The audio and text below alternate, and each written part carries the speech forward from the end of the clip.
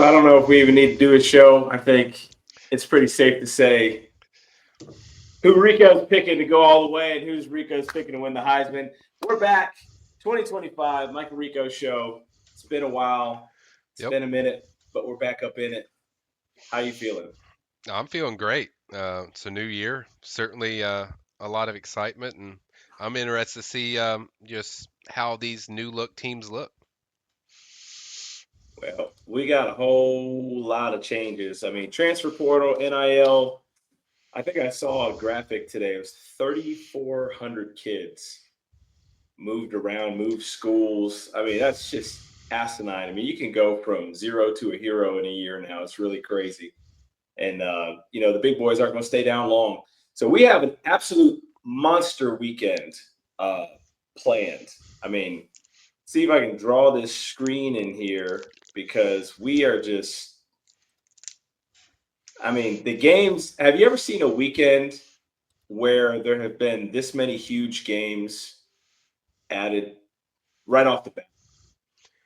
Yeah, you don't usually see this many. There's, you have, like almost four or five that are just like, man, I can't wait to watch that game.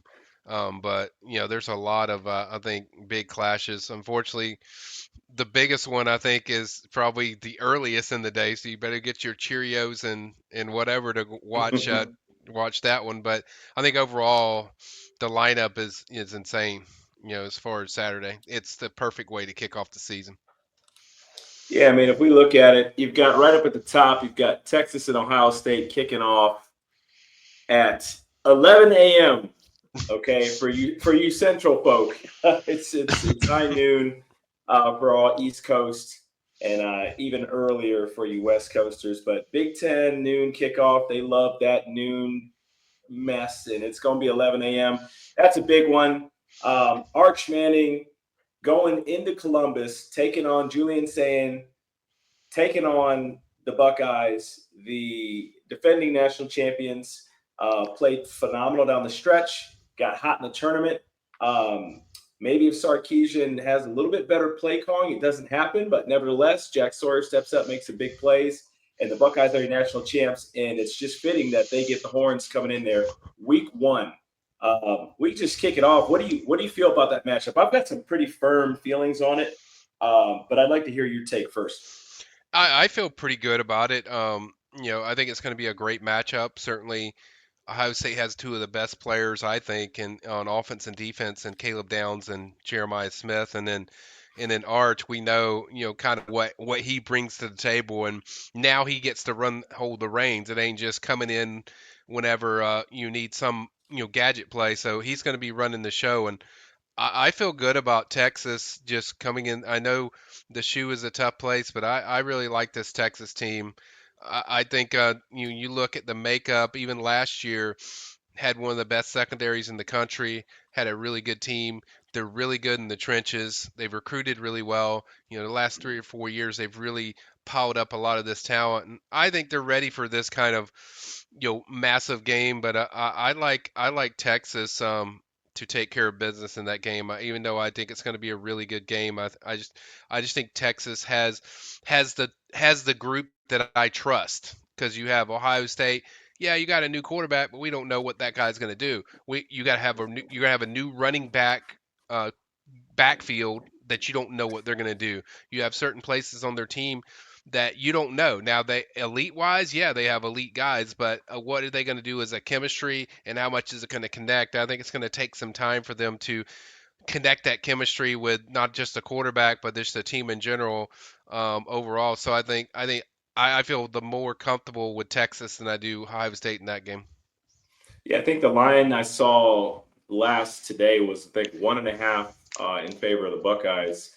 And I mean, I would take Texas straight up, and I'll go Mm. even farther than that. I mean, I think I've been saying it for a month. People think I'm crazy. I think Texas by two scores. I think Texas by 10. I just don't like. I don't like when defending champs that have just quenched that thirst have this much to replace. The Buckeyes had a phenomenal team last year. They've said on paper that was their best team that they've ever had. I Hmm. would probably not agree with that. I think that Bobby Hoying team, Terry Glenn team back in '93, that Bianca Pachuca ran all over in Ann Arbor is probably better. But that team was good, and they lost a lot on both lines. Lost both the running backs. Quinshawn Judkins lost Travion Henderson. Yeah, Lost obviously Ibuka.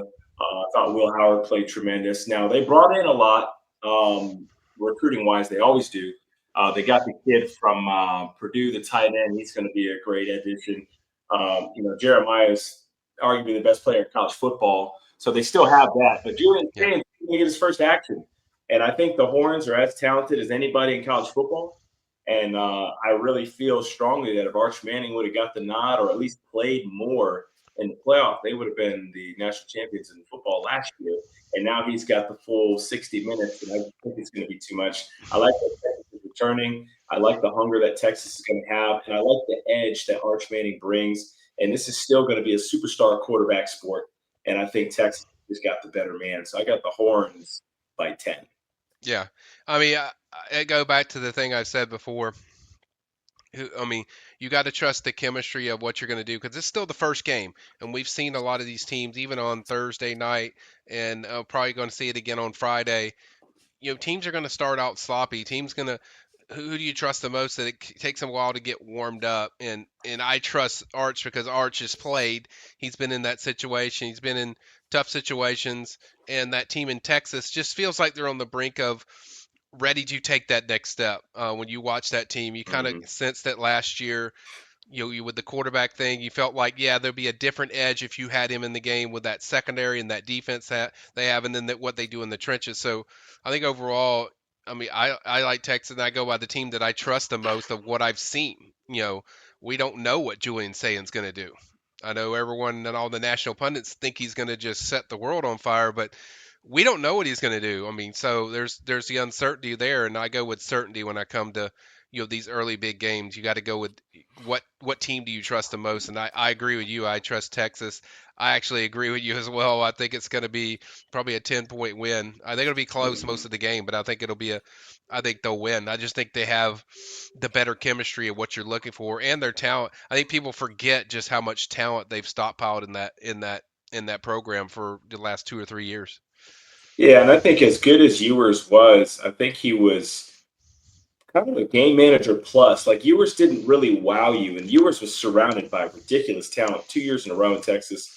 And I mean, he did solid. Not going to salt his performance, but I think Arch is their Deshaun Watson. He's their Jameis. He's their Tebow. I feel like he's just aligned with the stars for greatness there in Austin, and I just think that it's kind of their time. I think before you become a champion, you got to kind of taste it a little bit. You maybe got to fumble it through your fingers, and I think they definitely did that last year. I think they know how to win now. They know the penalty for making mistakes. I think Sarkisian has grown as a play caller, and I think they've just got a true superstar now. So I not only like Texas in this game, I like Texas to probably go 11-1, win the SEC, be the number one seed in the college football playoff, and I like Arch to win the Heisman along the way. We'll see. Those are some bold Yeah, predictions, laying it down. But I'm just going off what I feel there. I yeah. do think it will be a fairly decent game, but I think Texas will pull away um, late. So that being said, that's obviously the game of the day. If I'm looking down here at the schedule, we've got some other good ones. We've got Syracuse at Tennessee. That one's also early. As you move into the later portion of the day, you've got a big one in Tallahassee, Alabama, taking on our Knowles. Got a Hmm. stadium renovation. That'll be a big ball game. You've got moving on into the evening. You've got some okay ball games, but then you've got a really big one in the evening. I know we talked a lot about this. You've got LSU at Clemson playing for pink slips. Who's the real Death Valley? Who's the real Tiger? Who's got the best looking stripes? I mean, we're going to Yeah, find out. Brian Kelly's lost the last 5 opening week games. It's actually kind of ridiculous. I think Mississippi State hung like 50 on them. yeah. They got smacked by UCLA. Our Knowles beat them 2 years in a row. I mean, it's been a tough stretch for Brian Kelly in these opening games. Do you think it changes in Clemson? Yes, no, or why do you think so? Maybe. You have a guy I really like a lot. The quarterback Nussmeier is really good. I like the principles he brings, but at the same time, Brian Kelly is Brian Kelly, and when they first games. It's I've tried to explain to people that have never been to Clemson and playing there. It's like it's very compact. It's very you feel like they're on top of you, and it's very daunting. Not that I think they're going to be affected by that, but the energy can affect them, and we saw that in when they played in Orlando, close game. And then FSU really hammered them down in that fourth quarter. I think you could see the similar thing if they lose their, and they seem to have done that. And you look at all these games you listed, the five, they've had points where they just fell apart. They couldn't, finish the job. And he's like, and Brian Kelly's banging the desk, like, we got to find a way to finish it. And he Yeah, understand. He sees the you frustration. do. Yeah, you do. I mean, that's the main thing. But I think they can get it done. I'm tell you this. This is the one I'm most excited about because I think it's one that I think is a coin flip just because there's so much talent on one side. Clemson's supposed to be the team to beat, certainly in the ACC. That's kind of the feeling around nationally. And they have Cade Klubnik, and they held their own when they played Texas last year in the playoffs. They just didn't have enough. They didn't have enough Hmm. firepower. But I think overall, Clemson's a good team. Certainly defense is always good, but I think it's really for this game as it come down to a lot of these matchups is like who's going to turn the ball over the most. I think that's going to be whoever turns the ball over most. I think is going to lose. But overall, I want to see how LSU handles that adversity of playing in a place like Death Valley. And I've been to both. No disrespect to LSU or Clemson or any other. I've been to both. Clemson to me was much louder, and the energy is much more intense. But how these players affect that because yeah they have Nussmeier can certainly throw but he hasn't been a starter. How is it going to affect him? Whereas Cade, he's played in these different situations. So I go back to the thing I said at the beginning with Ohio State and Texas. Which one do you trust the most? I probably would lean more towards the Clemson side where the quarterback that's been through the battles and handled it, and he's going to be playing at home, and they're going to be in the friendly confines of Memorial Stadium in Clemson. So I like Clemson a little bit more, but I can't wait to watch this one. It's probably my favorite game of all of them on Saturday. I think it's the most intense one that I can't wait to see whose tiger stripe is the best. Yeah, I was.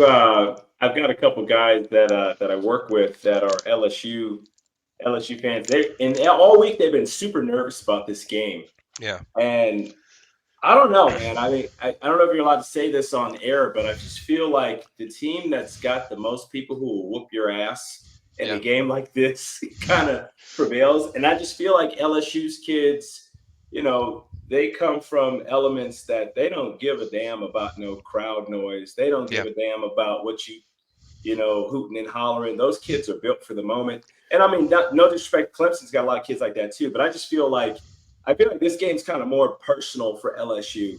I feel like they feel like they're the real Death Valley. They feel like they're the real Tigers. They yeah, feel a little disrespected. I feel like the SEC kind of has a little aura of feeling disrespected. I mean, Michigan wins in 2023. Buckeyes win in 2024. It was all Northern. I mean, the last two championship games were a team from the Midwest, team from the Northwest, and then two teams from the Midwest again last year. And I yeah, just feel like the SEC's kind of got a little bit of chip on their shoulder, and I feel like LSU's going to walk in with a little bit of that. At some point, Brian Kelly's too good of a coach not to get yeah, one of these first games right. And Nussmeier's a baller. LSU's skill position is always loaded. I mean, they have a roster top to bottom that's competitive with anybody on any given year. And I just feel like the Tigers are going to come in there with an attitude and get it done. I don't think it's going to be a beatdown. I do think it'll be competitive, but I yeah, think that's going to be probably the game of the day. And yeah. I've got the Tigers winning by a score. I think that's going to be a lot of fun to watch. That's Yeah, going to be a good one. that's a good point though. I mean, because this is a big game for the SEC. I mean, this is Huge. very big. I mean, they lose to Clemson again. Yeah, I know a lot of people. If Mhm. they somehow fall, people are going to be like, "Well, it's Brian Kelly can't win the first game," but it's going to be Yeah. a knock on the conference of, yeah, well, maybe your teams just aren't as elite as you think they are. So They always have dogs. I mean, even when FSU played Mhm. them, they have players everywhere. Their inside and outside guys are incredible. They should win. It's just for me, Brian Kelly makes me so nervous in those games that I couldn't pick him. But it would not surprise me if they win. I would say that. But I'm just there to watch it. I can't wait. Like I've said, I've been to Clemson many a times, and it's probably one of the loudest stadiums I've been to. And I've been to Ben Hill Griffin Stadium in Florida. It's probably I'm not going to say it's the loudest because it's hard to judge noise level, but it is extremely hard to play there. Their stadium is not built like most stadiums. It's got like a little Mhm. hill to different parts of the field, so Mhm. it's challenge. But if anybody can do it, LSU can because they got demons everywhere, and those kids are from New Orleans. They don't care. They ain't scared of anything. They don't give a shit. No. They do not care. Um, looking looking a little further into it, another huge game, another huge game. Notre Dame Fighting Irish heading down to Coral Gables to take on Yep. Miami. I believe that Yep. that game's in Miami, right? So it's a true Yes. road game. Sunday night. Yep. Huge game. I mean, they've got all of the recruiting rights. They've got all of the TV rights going on there for Sunday matchup. We don't have any NFL going on, so that's a big one. I'm going Fighting Irish, and I really like what Cristobal has done with the Canes in the last year. I think that roster's vastly improved. I Yep. think Carson Beck is a very good quarterback when he's locked in. I love Miami's O line. I think they've got some ass beaters up front, and they Mm. just make it so easy for the skill guys. Miami always flies around from the linebacker position and from the edge position, but I just do not trust Mario Cristobal. I do trust Marcus Freeman. Yeah. I think Marcus Freeman was a couple plays away from winning a natty last year. And I think that he's going to make a statement game. They've got CJ Carr making his first start for Notre Yep. Dame Fighting Irish. That's Coach Lloyd Carr's grandson. Interesting recruiting battle. He ends up at Notre Dame. Not sure how that works out, but we'll get into Michigan's quarterback situation in a little bit. But Yeah. really highly recruited, really highly touted. Jeremiah Love is an absolute jabberwocky at running back. I mean, that guy is incredible. I think it's going to be a good game, but I just trust Marcus Freeman. I trust the defensive principles. I think Cristobal is going to press, and I just don't know that Miami's ready to win a game like this. This is not the Gators last year with the Yeah. quarterback issues back and forth. This is an established team that nearly won a title last year, beat Georgia by 2 scores on a neutral field. This Notre Dame team's for real. This program's for real. Marcus Freeman's for real. And I think they're going to make a statement. And I'll also say this: it's interesting with some of these road teams. These teams, I'm picking all the road teams in these matchups. And for the record, I will pick Bama to beat Florida State in that game as well. Although Florida State doesn't have the ranking, so it's not going to get as much attention.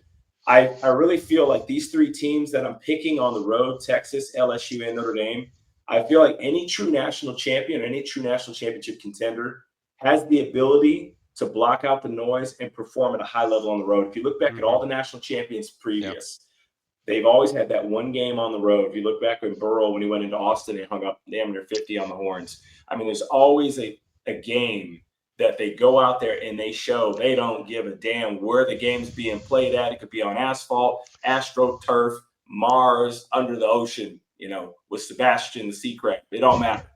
And I feel like these 3 schools have a chance to kind of prove that, starting with Texas, carrying on through LSU, and I think continuing with Notre Dame.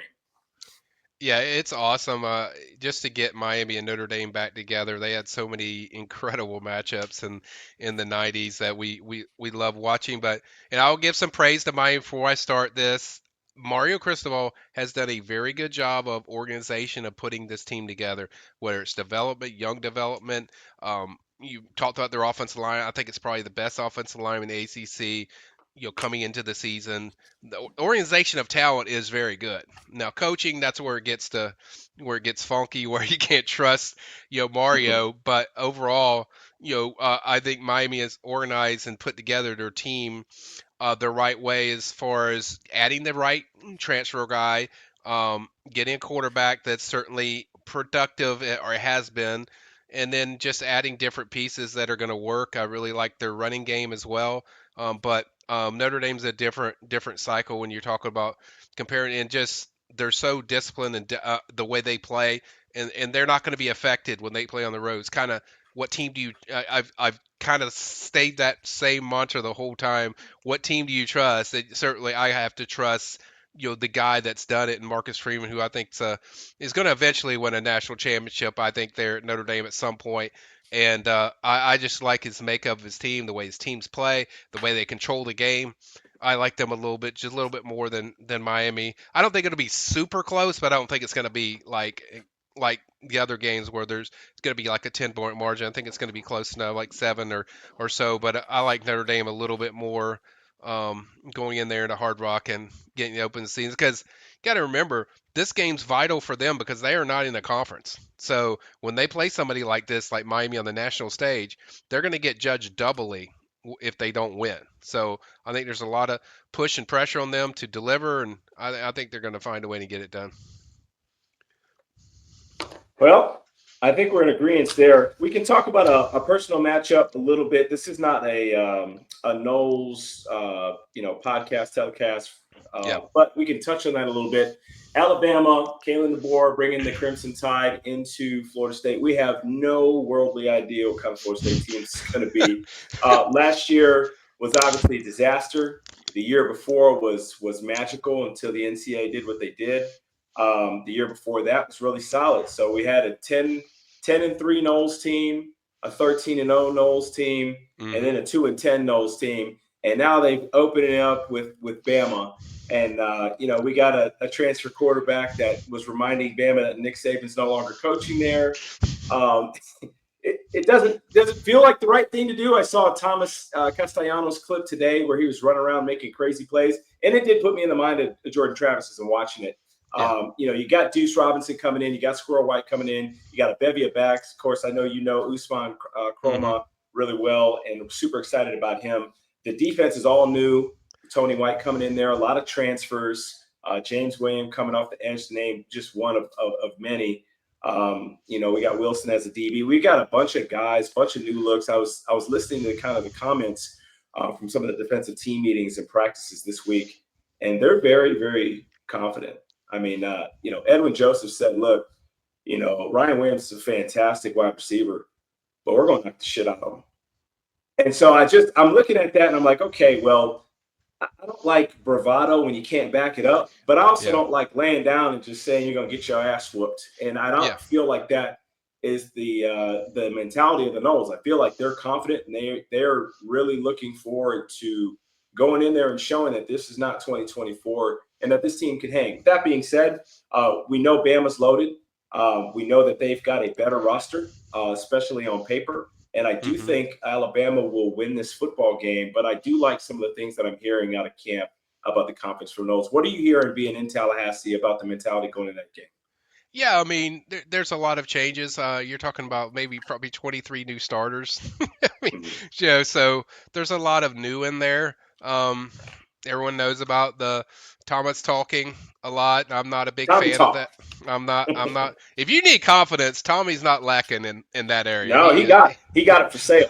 Yeah, he could give you Got it some for sale. if your quarterback needs a little bit, which is good. I mean, because it's a different contrast of what they had a year ago, where they had a quarterback just wouldn't say anything. But you know, I like I would say this. I've heard this, and I've heard this for a lot of different people. Just the offense in general and the defense in general, the two coordinators, I think it's a dramatic upgrade. From what I've seen and heard from previously. Just the way they're going to attack you. If there's some FSU fans that watch this, I would go watch the Dominic Robinson breakdown of the schemes of Tony White. It's phenomenal. It shows you kind of what he did with lesser talent, the way he tacked them. But I think it comes back to which team do you trust the most? Well, I'm going to trust Alabama because they're solid every year. Even with a down year last year, they're a team that you're going to trust a little bit more. I think it's going to be very competitive. I firmly believe that. I firmly think it's going to be pretty close, but I think it's going to be competitive. But you can't pick the team that you don't know that's coming off a 2-10 season that We really don't know. Now, that's not to say they won't have a solid year, which I think they could, because once that chemistry develops and the connection, they start hitting. I think you're going to see a special team. I think it's going to be a special team that could win 8 or 9 games. It's just the first game of the year, you're asking them to go in there and beat a team that's consistently good, where we don't know where FSU is yet. So if I'm wrong, I'll eat crow, but I think it's going to be Alabama in a close one. Yeah, I really hope this is one of those situations where you don't lose a game twice. Yeah. I think with the new coaching staff, and you brought up a point earlier when we were talking about this is such a clutch. And again, it's not an FSU show, but we will touch on this part here. It's such a critical year for Coach Norvell. It's year 6, right?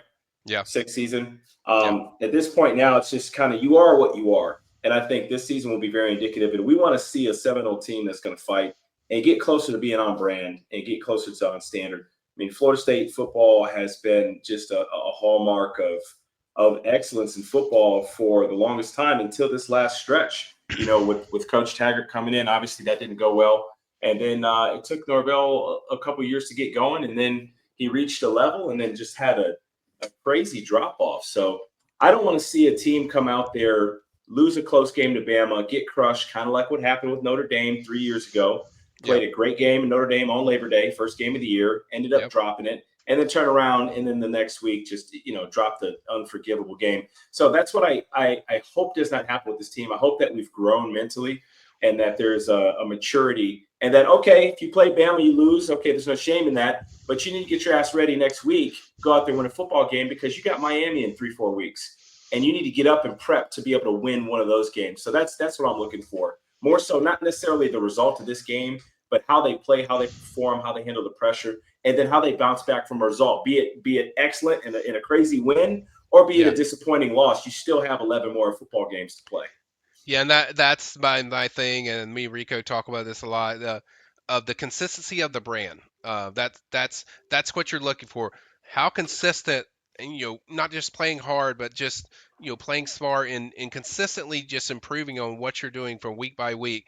And that's what I mean from a program standpoint, because you mentioned the years, the 13 wins, and then before that the 10 wins, and then bam, you drop down to 10 losses, and so that's what you're looking for. That's what this program has not played to the standard of being consistent. Of even the down years, you should only you should only have seasons where you win 8 games. I mean, if you have down seasons, you shouldn't have seasons where there's such a dramatic drop. So that's what I'm looking for, is the consistency of the brand, whether it's on offense or defense. I'm not worried about, hey, what the score is in the game, and if you win or lose. It's just more, what are you going to do the play get down to Miami? How is this going to prepare you for that Miami game to learn from mistakes that you were doing? So that's what I'm looking for, the consistency of the brand. That's what I kind of think we say it in a different way, but I think we're both looking at the consistency of FSU, playing to that standard of where they want to be, where that you'll be able to recruit the way you want to recruit, and that's where they need to go. Not to make this an FSU show, but that's just like that's what they have to accomplish in this 4 and 5 game stretch. Well, we're in agreement. We'll touch on one of the more exciting play. Well, there's two quarterbacks that I'm super excited to see on Saturday. One is DJ Lagway from Florida, because I think he's outstanding. I want to see if it's real. I want to see if he can back up that freshman season and really kind of show that he's the next Gator great. Because I mean, you and I know in the '90s, man, they had a string of just unbelievable quarterbacks. And then obviously they won Mm-hmm. championship with Chris Leak, and then Tebow personally was the greatest quarterback at Florida that I've seen. Got to see that up close and personal a bit. He was unbelievable. And it's kind of like they haven't had one since. They've had a couple guys who had a little bit of success down here and there, but this feels different. Like, it feels like Lagway is a guy who's like a Heisman guy. He feels like a guy who could maybe, lead them to a victory over Georgia, maybe even lead them to Atlanta or more. And I'm actually high on the Gators team because they are always loaded with talent. I just feel like, again, kind of in the same vein as Arch Manning, I feel like DJ Lagway is a dude, and I want to see him play. and I want to see kind of what that looks like. And then the other one is kind of a homer pick. Bryce Underwood from Michigan. I want to see if that's real. We've heard the hype. We've seen it. Best prospect in football ever at Michigan. Started from day one. They've improved the receiving core a little bit. They've always got tight ends. They suffered a loss from Babaloa, who's a freshman who was going to play on the offensive line. He was in two deep. But the line looks pretty solid and the defense looks awesome. So I feel like they'll be in plus situations. They've got a game, that they should win on Saturday night in preparation for next week's game against Oklahoma on the road. But I want to see him develop some confidence this week. And I want to see if it's real. I want to see if he can take a hit. I want to see if he's got that mobility. I want to see if he's got the zip on the passes. So Lagway and Underwood, I'm watching. I want to see if it's real. Lagway, I want to see if you can follow it up because I'm pretty sold on you. And Bryce, I want to see if it's real. I want to see if it's, that crazy price that they're saying is being thrown around there. I want to see if it's real. Is there anybody on Saturday that you're really looking forward to play? Looking forward to watch them play? Definitely Bryce because I have not seen him play, and I just want to see what the flow of the offense is looking like. They got Justin Haynes in there, running back, who I love a lot from Alabama. But I want to see how this offense, how long it takes them, just to kick in with the chemistry. Another game we haven't talked about that much is Tennessee and Syracuse. I want to interest what this step Syracuse does this year because Fran Brown's done a really good job there. Certainly upset Miami. Everyone remembers that last year. And then I just want to see, That God, knocked him out God, of the playoff. Knocked him out God of the for playoff. God forbid Tennessee. Can you guys do it for one Oh, year? God. I mean, they got a new No. quarter. They got a new quarterback in there. So I want to see what he does. I'm interested to see Aguilera. I want to see what he does, how he fits that offense, how the system runs under him. So I'm very interested in that game. Well, I want to break down. I was looking at the coaches poll. I was looking at the AP poll, and so while we've been talking, I scratched together my top 12 and who I think the playoff 12 will be. So I'll start right at the top, and I'll get into the championship matchup and Heisman and all the stuff. And I think it's going to be really interesting because I really looked at this poll and I tried to envision. And I think where we're going in the sports world is a land of not giving a shit about feelings, and Yeah, it's just going to go and start being the best. I mean, SMU getting absolutely donkey schnozzled last year in Happy Valley did not do the little guys any favors. I mean, they left no, the Knowles out in 24 because they felt like without the quarterback, so they were cutthroat there. I just feel like then they tried to, have some feelings last year, let a couple teams in, probably shouldn't have been there and pay yeah, the price. So here's what I got. It's going to be SEC Big Ten heavy. I've got Texas 1, Georgia 2. I've got Penn State winning the Big Ten at number 3. If it doesn't happen this year, James Franklin, I will never pick you again. You don't have to play Michigan. You yeah, don't have to worry about getting the ball rammed down your throat 34 straight times with no coach on the sideline. It's got to be the year. You got to do it. Like, it has to happen. I got Penn State 3. I think they'll get there. Their team's loaded. I've got Clemson at number 4. Even if they lose to LSU, I feel like Clemson is head and shoulders best team in the ACC. I don't see yep, them losing anybody. I've got Notre Dame number 5. I don't think it was a fluke. I think Coach Freeman is that good, and he's got that program rolling. I've got LSU 6. I may regret this, but I've got LSU 6. I'm high on them. I think Nussmeier is going to ball, and it's one of those years like LSU is like every 3-4 years they put together a real contender, and I think we're about to hit that third or fourth year. I've got Alabama in at number 7. I think just the continuity and just the overall excellence of the team. I'm not crazy sold on Ty Simpson. We'll see, but that roster is beefy. I've got the Buckeyes at number 8. I'm going with the Gators. I think the Gators finally turn it around. I think they're going to be better than Ole Miss. I think they're going to be better than Tennessee. I think they will get revenge against Miami, even though I think Miami's pretty solid too. And I think that win will probably get the Gators in. And they just may be able to get to Atlanta this year. It's going to be tough because I think that Georgia team is going to be really, really good. I think Gunnar Stockton is like 25 years old. He has a stock portfolio, and Georgia's loaded around him. So that's why I got yeah. Georgia so high. But I think Florida's going to be really competitive. I got the Canes in there. I think the Canes will finally get to an ACC title game against Clemson. I don't know who's going to win it. More than likely it will be Clemson, but I think Miami will get there. And then I'm going with Oregon. I know Oregon's got a new quarterback that they're bringing in. They lost Gabriel, but Oregon has absolutely loaded all the skill positions. I think they're well coached out there, and I just don't think their schedule is at all hard. Their schedule is really puny, and I think they're going to be able to scrape by at 10-2. And the last team I got in, and I've got them in at 9-3. I know you think they're going to win 10 games. I got them in at 9-3, and scraping in at the 12 spot is Michigan, because I really do think they're going to beat Ohio State for the fifth time in a row. They're just built to do it. That Buckeye team is going to have problems going into Ann Arbor. So that's my top 12: Texas, Georgia, Penn State, Clemson, Notre Dame, LSU, Alabama, Ohio State, Florida, Miami, Oregon, and Michigan. I've got 5 SEC teams, 4 Big Ten teams, Notre Dame. I've got a couple of ACC teams in there, and that's what I've got. Championship game. I got Texas versus Georgia.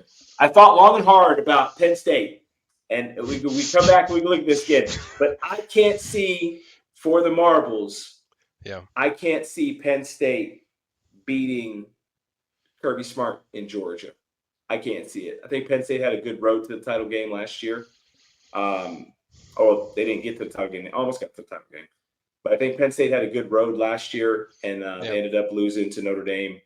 I don't think that they can get past Georgia. I think it'll be Texas versus Georgia. That might be the second time that they play, so probably meet in Atlanta. And I do think Texas will win. And I've got my Heisman as Arch Manning. The biggest question for me is, does he come back and play a redshirt junior year, or does he take his talents to the NFL? That's my prediction. That's what I got. What do you think is off there, and what would you change? I think there's a lot I agree with. Don't know. I want to put Miami in that group at 12, but it's going to be close. But it really just depends on if they slip up against teams that we've seen them slip up like we did last year. But I think a team that it was low on your board, but I think is surprised a lot of people is that Oregon team. I think the Oregon team is going to surprise a lot of people. I think they've depended a lot on Dylan Gabriel last year. Just everything, they were like, we got to run everything through you. Where they had this new guy and just a little more balanced as far as a team. I don't think they're going to be like a team I feel like is going to go deep in it, but I think they're a dangerous team. They're one of the more dangerous teams in that top the groups you mentioned. I agree with you with Texas. Now I don't know who Texas would play. Georgia out there, Georgia, you got to show me something because I didn't see a Georgia team that I'm used to last year, and you got to pick somebody that's going to play potentially Texas. I wouldn't be surprised if you have potentially Texas and maybe a Big Ten team play. They play. I don't know who it could be. Maybe Ohio State finally gets it together and figures out how to play against Michigan, but that's gonna be tough. But overall, that's the one thing I definitely agree with you on is that I feel like Texas is going to be the team, in the national championship. I agree with you about Arch Manning, probably the Heisman favorite. It's like I can't think of anybody else that I would put in that group. I think Clemson's going to be very dangerous. I've done a lot of research and study on just what they do, especially if they win that first game. They're going to have a lot of confidence, and their defense is really stout. I mean, they're expecting a really strong defensive team this year. And I've seen them every year. I've studied a lot of their defensive back, and they have some of the toughest defensive backs you play against. So I think that's going to be a really tough team to beat. That might be a team that goes even down to the Final Four. That's how good I think that team could be if Cade Klubnik's ready to take that next step. I think that's the whole key to their success of where they go. I do think they'll win the ACC. I just think they're a better team. But overall, I think most of it I probably agree with everything you had as far as those teams. I mean, you could move and shake a little bit here and there, but I think those are pretty much the teams. I don't think you're missing a team that shouldn't be in there. So overall, I think those teams are in there. I think Missouri is another team that I like a lot that I've studied in the offseason. They haven't done much, I know, but that's a team that I think it's going to surprise some people throughout the year coming up. So that's a team to watch. So I'm looking at Oregon's schedule.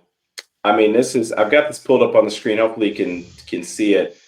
I mean, they play 2 ranked teams. We get it, and I'll say that with a caveat too. Like preseason rankings, generally kind of crappy, but I mean, one of the ranked teams they're playing is Indiana, and they're playing them at home. I mean, this schedule is butt cheeks. Like no Ohio State, Yep. no Michigan. I mean, dude. I mean, are you even in the big? If you're in the Big Ten and Yeah. you don't play Ohio State and you don't play Michigan, like you're not even in the Big Ten. Like this is just if this was what was going to come of Big Ten expansion, then it's crap, and they need to Yeah. redo it because this schedule is absolute filth garbage. They play two ranked teams. They play one ranked team on the road. They play at Penn State September 27th.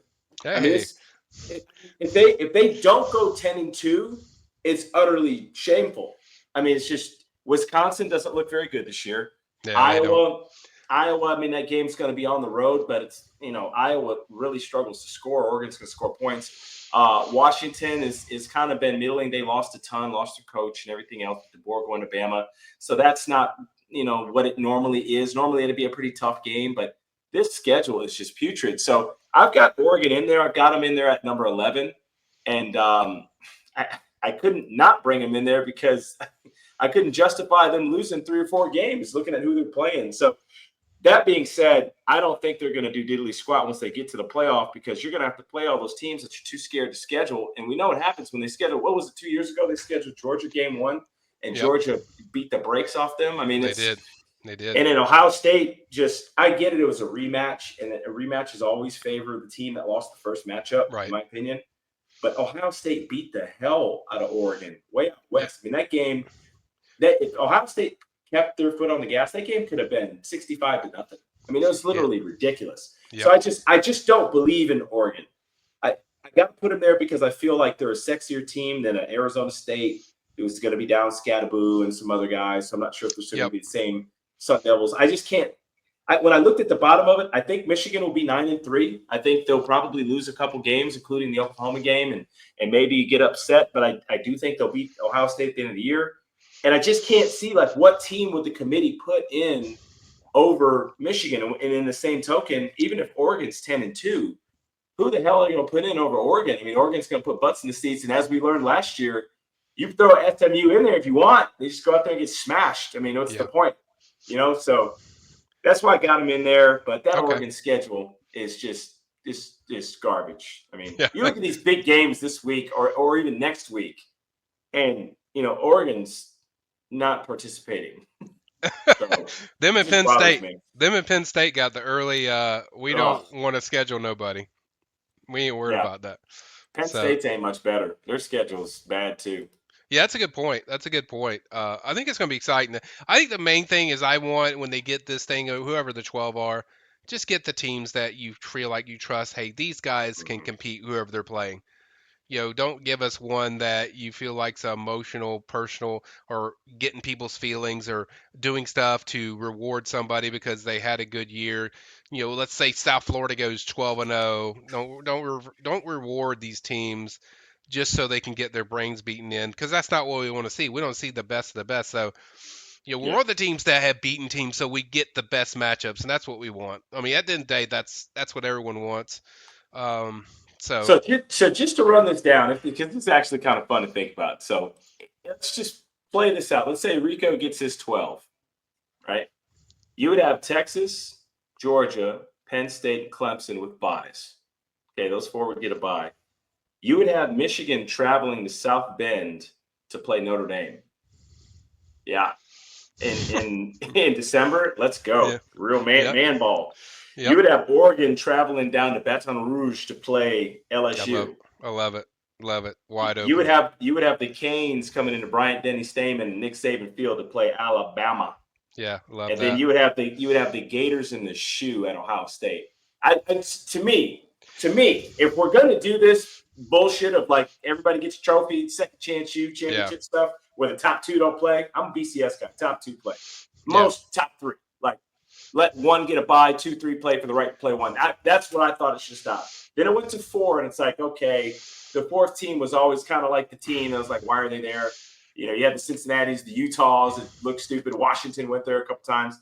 But if we're going to do this, and we're going to do 12, my goodness, Michigan at Notre Dame, Oregon at LSU, Miami at Bama and the Gators at Ohio State, true road games in December, Yep. sign me up. If that's what we're gonna do, sign me up. Yeah, and get rid of these neutral sites that you do in the semifinals. That's stupid. Just play it at somebody else's place.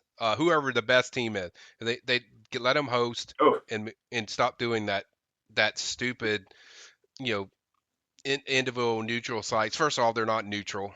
Um, you're not neutral anyway, so you might as no. well just play a home and away game. It's easier that way. It gets people more excited.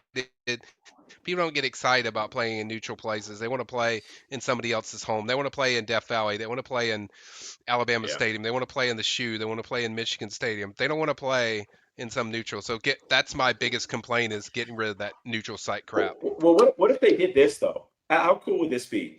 So you have the home games for the 5 through 12 matchups. How about give one of these top seeds a home game for their first playoff game, Yeah, and then the final yeah, four can be at a neutral site. You can use a turf field, they can play back to back. Shit, I don't care, right? But you give yeah, that top four. Not only do they get a bye, but they're going to get a home game coming off that bye. Reward them. yeah, Don't make Clemson go way out west, and it just so happens that Oregon gets an upset.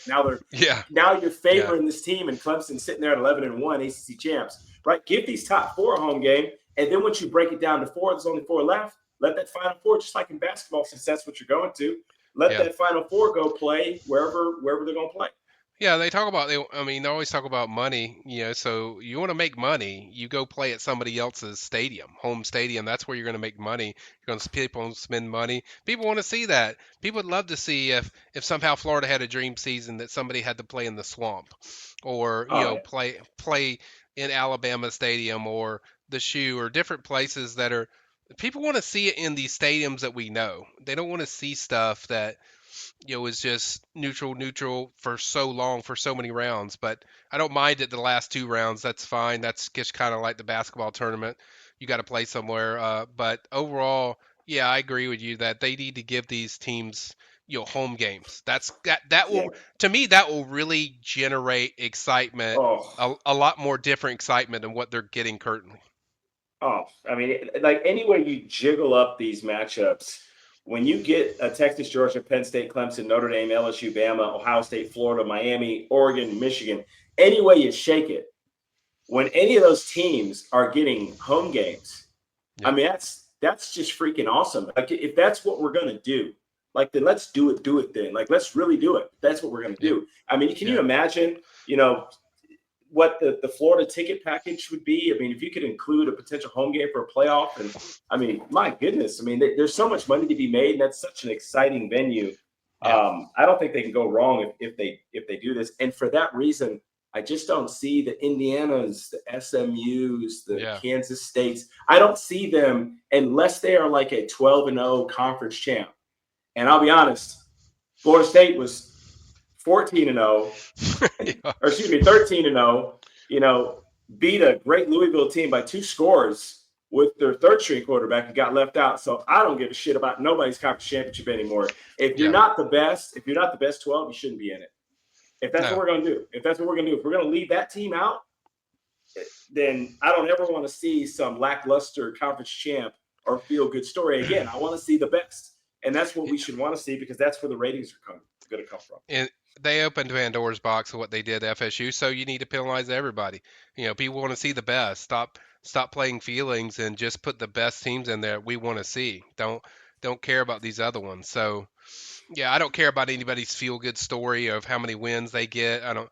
To me, that stuff doesn't matter. I mean, it's going to be what teams are going to be the best teams, you know, or are going to That's move it. the needle, like and have the best That's player. I it. mean, I want to see the best players. I want to see Jeremiah Smith go against somebody really good from Georgia or something like that. I don't want to see them playing SMU or South Florida or somebody like that they're just going to smoke and kill in two blinks. So Tennessee, FOU, same category. I mean, so I mean, I want to see somebody that's going to compete, and it's going to excite fans because that's the thing. We talk about the home matchups, but also you got to get the teams that are the teams. Where you just look at it and stop doing favors for Mhm. people just to please people to kind of we want to even it out for the little guy. Now, if the little guys were good enough, they'd schedule somebody really good, and then you could justify Yeah. them being there, but they don't. So Put the best teams I in there. and I just love the I love it, for the longest time. I mean, the battle of the North versus South. I mean, obviously the South is loaded with talent. I don't think that's really arguable for football. Particularly Florida, Georgia, Alabama, Texas. Those states are just loaded with talent. But there's something to be said about that cold and that northern ball in the later winter months. Yeah, And I would love to see the Gators go into the shoe. I'd love it. I'd love to see it. I'd love yeah, to see LSU come into the big house in December. Let's see it. Let's see it. You fly around when it's 85 degrees out. yep, What will you do when it's 15? I yep, want to see it because that's man ball. I mean, we love NFL football. We love watching the Kansas City Chiefs and the Buffalo Bills play in January, and it's -6. I mean, yeah, that's real man football, and I feel like the playoff has the opportunity to show that. And, yeah. and for those reasons, I just don't see Cinderellas or underdogs anymore. There's no more reason to do it. No, the only way you get Cinderellas in there for me is those Cinderellas actually play teams that are hard during the season. So you can Yeah. justify how good they are. But they're not going to do that because they play in their league and they want to win their league. And it's so sorry, but not everyone can go to the ball. That's not the way it works. So you got to put the best in there, put the best of the best in there, and give us the best matchups. Don't give us the best Yeah. matchups you want, guys. Give us the best matchups that are deserved, not the best Yeah. matchups to make you feel good, to give And I, somebody and I, a special treatment or a walk to the top championship game. yeah, and I just want to know, like, the team that sticks out to me last year with the snub was Ole Miss. Ole Miss Yeah, dropped a game to Florida because Trey Harris got hurt. That's why they lost, and they lost a stupid game to Kentucky, I think it was. That team beats SMU by 2 scores on neutral field. right. That team probably beats Penn State. That team, I think, would have beat Ohio State if they played them on a neutral field. That team was really, really good. You didn't let them in. You let in SMU, and I feel like you screwed up your playoff. I mean, you Yeah, could have had a better team in, and I think everybody knows that. So, look, if we're going to go do this, let's actually do it, and let's get the best teams in there. Like, cut out all the feel-good stuff. That's yeah, what was told to Florida State. That's what we were told. yep, You weren't good enough. Your quarterback's down. Get over it. Suck it up, Buttercup. Well, okay, cool. We sucked it up, and we're trying to rebuild a program now. I don't want to see no damn SMU in the freaking playoff when you've got Jackson Dart and Ole Miss, who I yep, felt could have won the whole damn thing, and they're sitting on the sidelines watching SMU get smoked. yep, That I don't want to see that again. Committee, yep. don't do that again. Like, you're gonna lose college football fans if you do that bullshit. Like, put the best 12 in. Don't Exactly, care. Period. I exactly. don't care if it's 6 big, 6 SEC.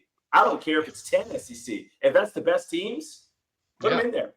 put That's them all it. in Like, there. That's I'm done with the feelings. Like, we're moving towards a power two anyway. It's big bank tank, little bank. It's big power program football now. That's what they wanted. That's what NIL wanted. So all the yep, people who are in for the pageantry and the Cinderella college football, the Boise State and all that, hey, that shit's out the window. It's gone. Right? yeah. This is big bank take little bank. It's big boy ball now. The best should be who are playing. That's it. Amen, Period. amen. Perfect. That's perfectly said. And with that, that's all I got. This is Mike and Rico signing off. We're going to be doing this again, possibly on Sunday Yeah. night after a Fighting Irish win over Miami. But maybe not. But anyway, we're signing off. Great to be back. Great to have you, Yeah, we'll Mike. see. We'll see you.